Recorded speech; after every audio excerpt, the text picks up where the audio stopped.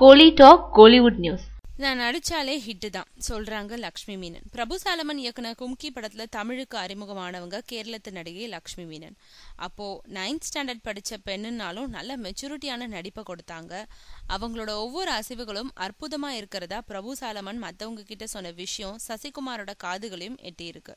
அதனால அப்போ தான் நடிக்க இருந்த சுந்தரபாண்டியன் படத்துக்கும் லக்ஷ்மி மீனனை புக் பண்ணினாரு.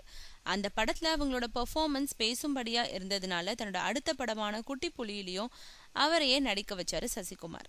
அதையடுத்து விஷாலோட பாண்டிய நாடு, நான் சிகப்பு மனிதன், விமலோட மஞ்சப்பையனு பல படங்கள் லக்ஷ்மி மேனனோட நடிப்புல வெளியாகி இருக்கு.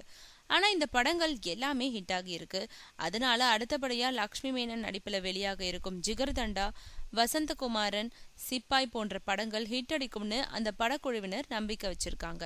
இதனால லக்ஷ்மி மேனன் நடிச்சாலே அந்த படம் எந்த காரணம் கொண்டு தயாரிப்பாளர்களோட கையை கடிக்காதுன்றது கோலிவுட்ல சென்டிமெண்ட் ஆயிடுச்சு.